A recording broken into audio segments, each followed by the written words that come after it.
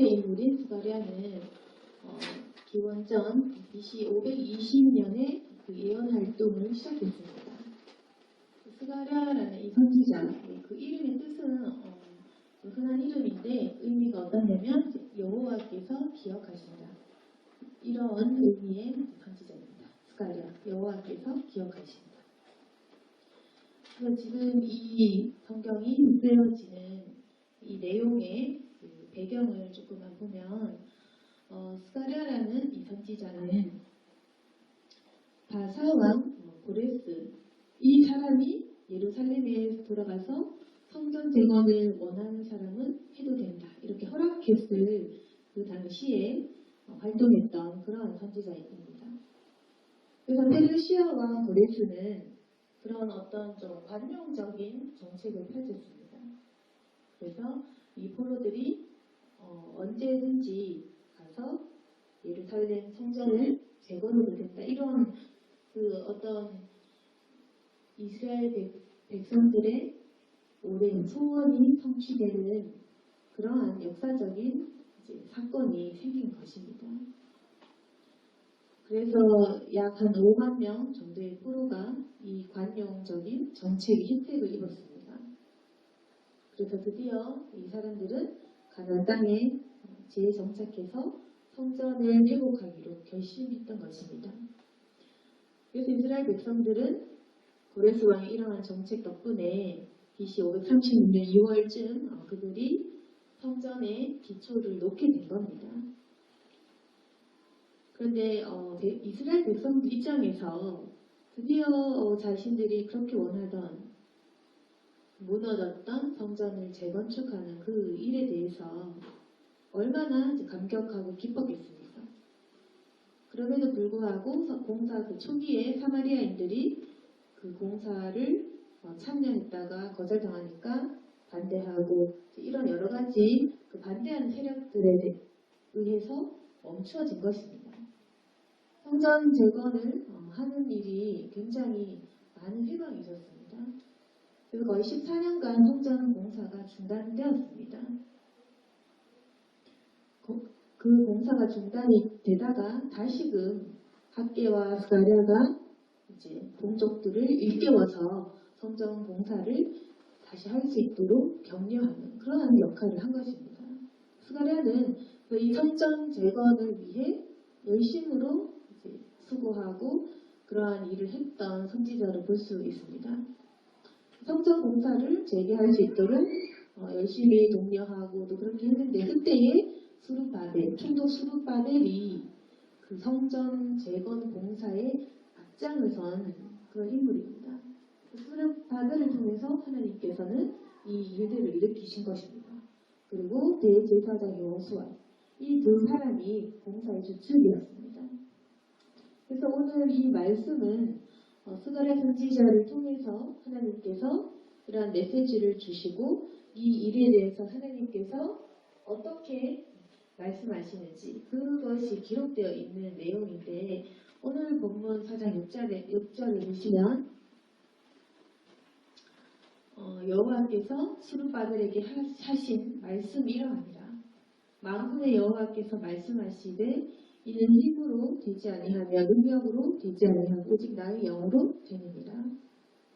스가랴 선지자가 하나님 앞에서 그런 많은 어떤 환상들을 본 선지자입니다. 4장의 1절부터 보시면 순금 등대에 관한 그러한 환상을 봅니다. 4장 1절에 보시면 내게 말하던 천사가 다시 와서 나를 깨우니 마치 자는 사람이 잠에서 깨어난 것 같더라.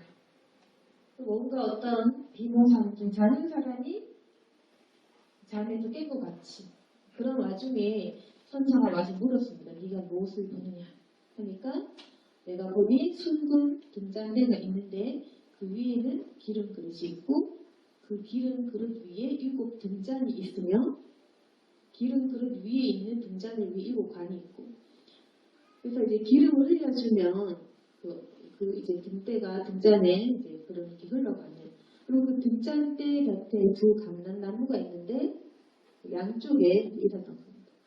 이런 환상을 보고 이것의 뜻이 무엇인지 천사에게 묻게 되는 것입니다. 이 시기는 하나님께서 분명하게 말씀을 하셨고 이 역할을 해야 되는데 자꾸만 이 방해가 있고 이렇게 막히는 상황에서 주님께서 스룹바벨에게 환상과 말씀을 통하여서 이렇게 계시를 주시는 것입니다. 근데 하나님께서 하시는 말씀은 14년간 그렇게 멈추어져 있었던 그 일들이 너희들의 그런 힘으로 능력으로 되지 않고 오직 나의 영으로 된다. 성령의 역사로 말미암아 성전은 재건될 것이다. 결국 우리가 알아야 될 것은 이것은 솔로몬 성전이 무너진 이후에 성전 재건에 관한 이야기이기도 하지만 신약 시대에 예수님을 통하여 완전하게 된 그 교회에 대한 이야기입니다. 교회를 세우는 일, 성전을 재건하는 일은 힘이나 능력이 아닌 오직 성령으로 역사하는 일이다.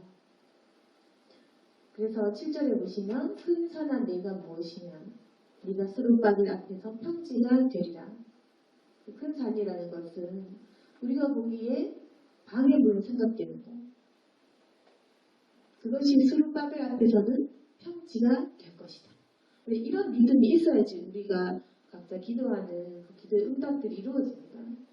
이 이스라엘 백성들이 원했던 그 한 가지 소원, 성전이 재건되고 다시금 하나님의 영광을 보는 이 소원이 만약 자신의 그 마음에 있다면 우리의 소망을 해치는 마귀의 세력도 있을 것입니다. 우리의 눈에는 그러한 것들이 큰 산처럼 여겨지겠지만 큰 산아 네가 무엇이냐 네가 스룹바벨 앞에서 평지가 되리라. 우리가 이 정도 믿을 수 있는 그 믿음이 필요한 것입니다. 하나님께서 일으키신 일이고 허락하신 일이라면 하나님이 세우신 그 스룹바벨이라는 그 사랑 앞에서는 그 어떤 방해물도 평지로 되는 것입니다. 우리가 외치기를 은총이 그에게 있을지어다 하리라 하셨고 그래서 하나님의 그 은총 벌써 허락된 겁니다. 여호와의 말씀도 내게 임하여 이르시되 스룹바벨의 손이 이 성전의 기초를 놓았은즉 그의 손이 또한 그 일을 마치려 하셨으나니 만군의 여호와께서 나를 너희에게 보내신 줄을 내가 알리라 하셨느니라. 그래서 천사가 하는 말은 뭐냐면 이 스룹바벨은 결국에는 마음의 낙심과 그런 것들이 있었지 않겠습니까? 과연 내가 할 수 있을까? 그 생각을 분명히 했던 것입니다. 그렇기 때문에 주님의 계시를 이런 식으로 보여주시고 알려주시는 것입니다. 결국에는 성령의 능력으로 충만케 하신 스룹바벨 그리고 대제사장인 여호수아에 의해서 성전이 반드시 재건될 것이라는 그 사실을 강조한 것입니다.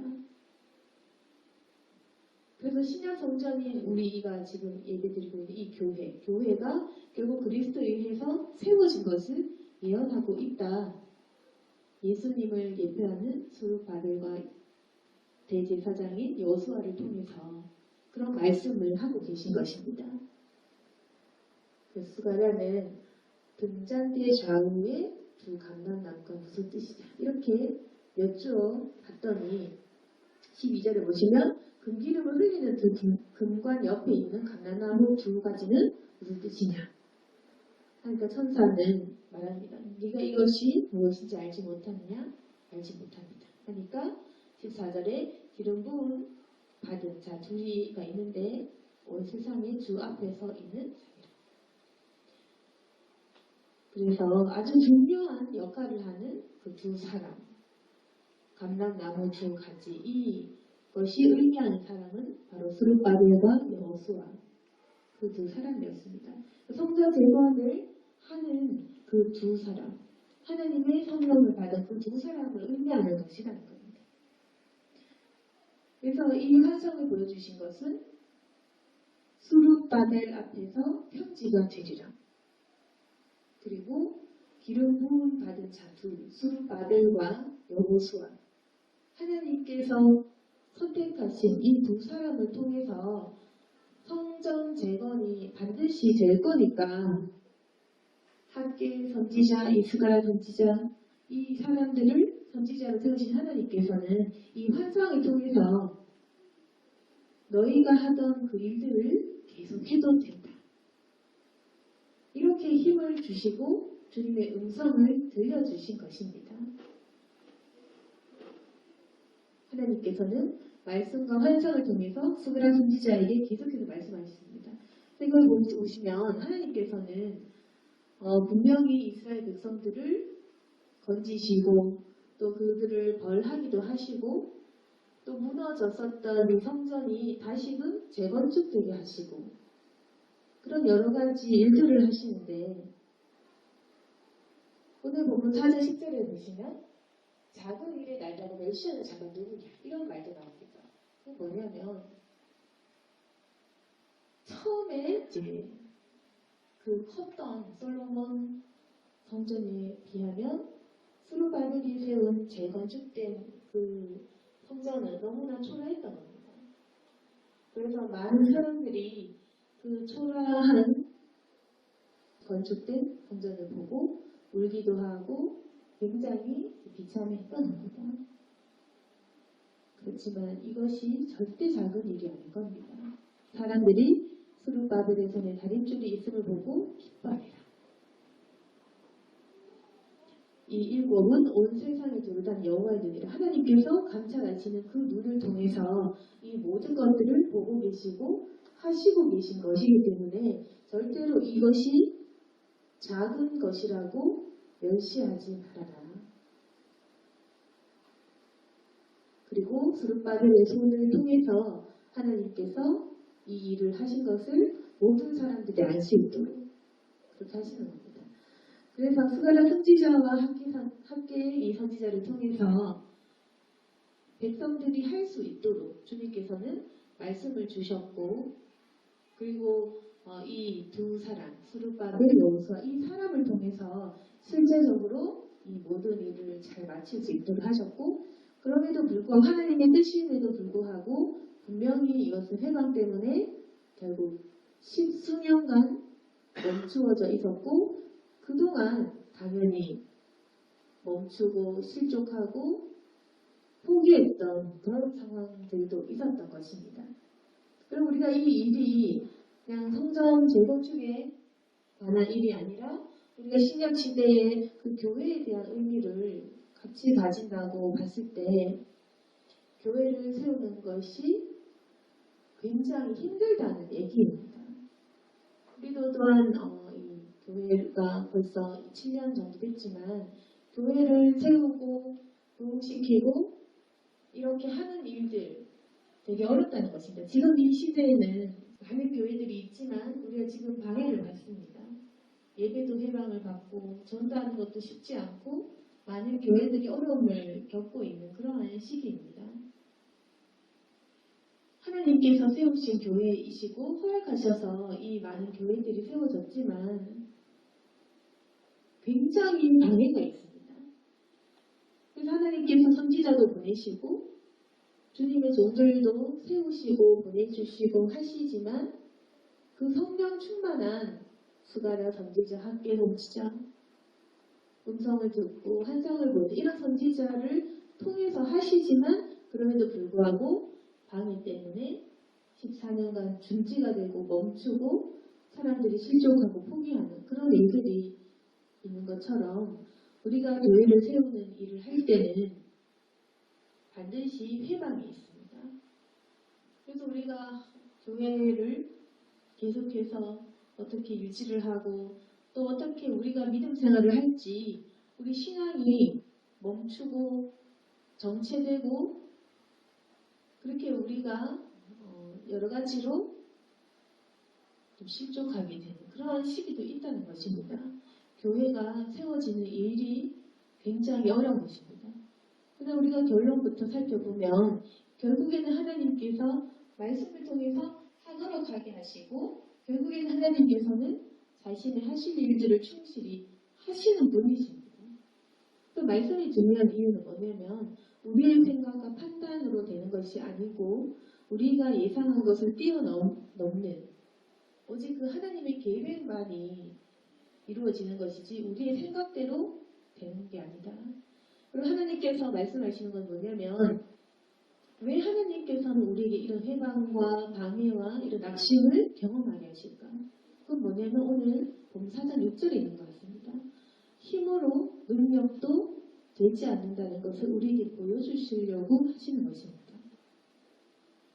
우리가 거꾸로 생각하면 만약에 방해도 없고 그냥 수르바벨을 통해서 모든 일들이 일사천리에 한꺼번에 확 진행이 되면 결국에는 어떤 사람에게 이 영광이 돌려지겠습니까? 방해 없이 한 방에 성전 재건이 됐다면 우리는 그게 하늘이다 할 것 같지만 실제로는 안 그런 것입니다. 만약에 한 번에 이렇게 되면 역시 고레스 왕이 참 훌륭한 사람이구나. 어떻게 이걸 허락을 했을까?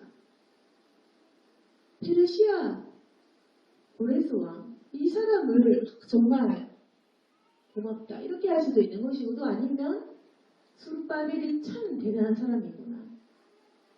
여호수아가 대단한 사람이구나.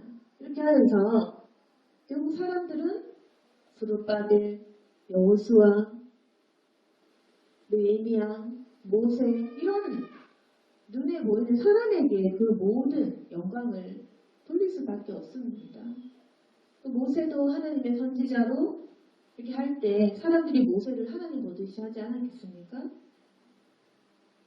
그러면 이 성전 건축을 실제적으로 인도하는 스룹바벨 같은 사람을 보고 사람들은 그를 또다시 의상시했을 겁니다. 그 뭐냐면 하나님께서는 스룹바벨이 해도 누가 해도 실패하고 멈출 수 있다는 것을 보여주시고 그리고 이 스룹바벨을 낮아지게 하시고 절대로 네 힘으로 되지 않는다는 것을 그 사람들의 방해를 통하여 보여주신 것입니다.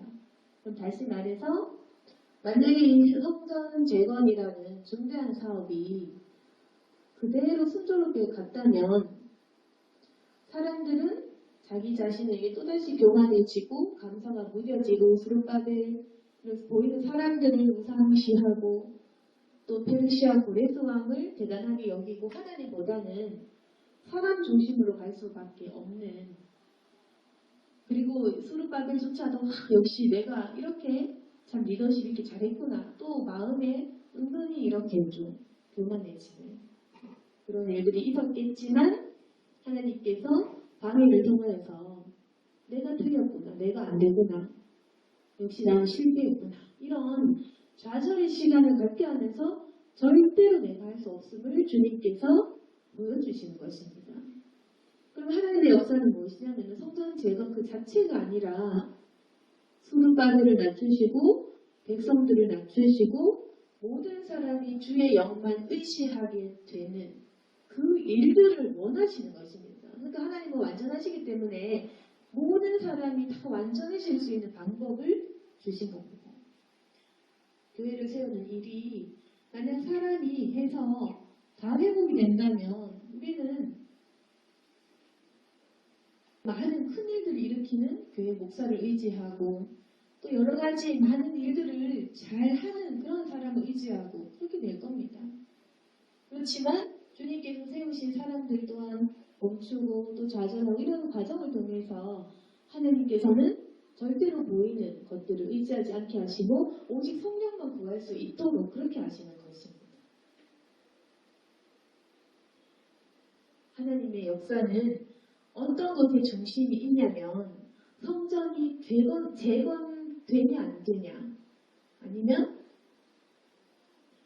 하나님께서 보시는 것은 눈에 보이는 이 성전 재건이 몇 년 만에 바로 되냐 이게 중요한 것이 아니고 하나님께서는 너희들이 나를 의지하느냐 그것을 보시는 겁니다. 내 영을 구하고 있느냐 그걸 보신다는 것입니다. 근데 아까도 얘기했지만 만약에 하나도 방해가 없으면 사실 하나님의 성령을 구할 필요가 없는 겁니다. 이미 허락도 됐고 그리고 뭐 필요한 물품도 다 있고 필요한 자원들이 다 있다면 기도할 필요는 없겠죠. 그냥 있는 것들을 감사하면서 자기가 잘할 수 있는 자기 은사로 자기 생각대 자기의 어떤 지혜대로 열심히 하면서 교만해져 가겠죠. 게살로몬 왕처럼 모든 것이 다 갖추어져서 모든 것이 풍부하고 부유한 상태로는 결국 그 끝날에는 교만해졌던 것입니다. 감히 아버지 다윗의 아들인 그 솔로몬이 나중에 우상을 숭배하는 길로 빠지게 될 줄 그 누구도 예상하지 못했던 것처럼 너무 풍족하고 너무 부유하고 아무 걱정이 없을 때는 사람이 순간 교만해질 수밖에 없는 것입니다. 그래서 하나님께서는 성전을 재건하게 하신 이 일들은 반드시 모든 사람들이 성령을 의지하고 하나님의 능력만 구할 수 있도록 상황도 열어주시고 말씀을 주시지만 믿는지 믿지 않는지를 계속해서 보시면서 마침내 그 일들을 하게 하신 것입니다.